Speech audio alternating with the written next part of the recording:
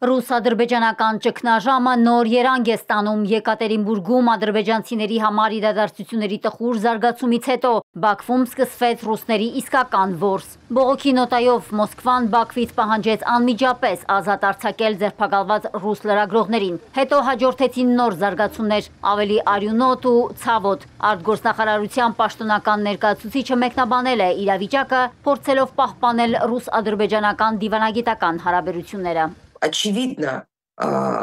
целый ряд аспектов или целый ряд... Ակնհայտ է, որ մի շարք ասպեկտներ, մի շարք դրվագներ, որոնց ականատեսն ենք վերջին օրերին, ավելի են խորացնում առանց այն էլ վատ հարաբերությունները։ Այս պահին աշխատանքներ են ընթանում, իսկ Սպուտնիկ Ադրբեջանի վերաբերյալ պետք է ասեմ, որ երբեք ադրբեջանական կողմից որևէ պահանջ կամ առարկություն չի եղել։ Պարզ է, որ այդ միջոցները կիրառվել են այլ նկատառումներով։ Ռուսաստանի եւ Ադրբեջանի համար բարեկամական հարաբերությունները չափազանց կարևոր են, եւ ովքեր ցանկանում են փչացնել դրանք, պետք է լավ մտածեն, թե ինչ են անում։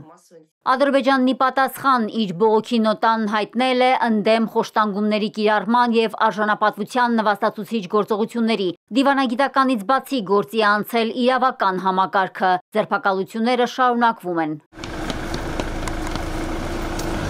Չափազանց նվաստացուցիչ ու դաժան է եղել Բաքվում Ռուսաստանի 8 քաղաքացու բերման ենթարկելու օպերացիան։ Ռուսական կողմը պնդում է, որ գործընթացը տեղի է ունեցել մաքսիմալ կոշտ։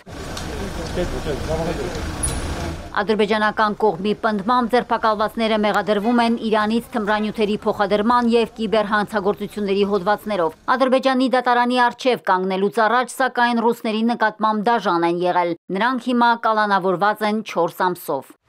Ռուս-ադրբեջանական սկանդալը նոր թափ է հավաքում նաև Ռուսաստանի տարածքում։ Ադրբեջանցիների որսը Եկատերինբուրգում շարունակվում է։ Հուլիսի 1-ին ռուս իրավապահներն ուժի կիրառմամբ ձերբակալել են տեղի ադրբեջանական համայնքի ղեկավար, Ադրբեջան-Ուրալ կազմակերպության ղեկավար Շահին Շիխլինսկիին ու նրա որդուն։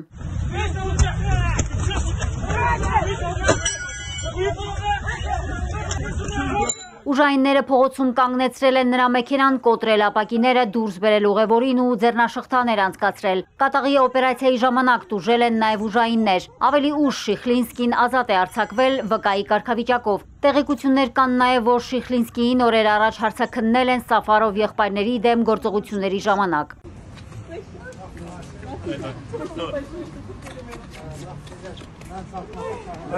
Ռուս-ադրբեջանական ճգնաժամից փորձում է օգտվել Կիևը։ Հենց այս լարված ֆոնին տեղի է ունեցել Ալիև-Զելենսկի հեռախոսազրույցը։ Զելենսկին իր անվերապահ աջակցությունն է հայտնել Բաքվին, այսպես ասած Ադրբեջանի քաղաքացիների նկատմամբ ծաղրի ու Ադրբեջանի դեմ սպառնալիքի կապակցությամբ։ Բաքվի բռնապետն էլ շոյվել է Ուկրաինայի նախագահի աջակցությունից։ Կրեմլից զգուշացրել են, որ Կիևը կշարունակի հրահրել Բաքվին։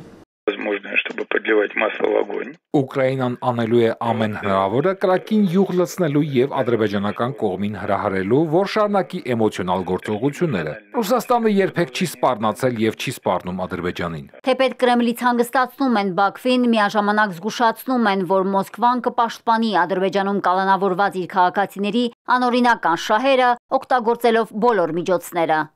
Մարիկ Օստանյան, Էպիկենտրոն։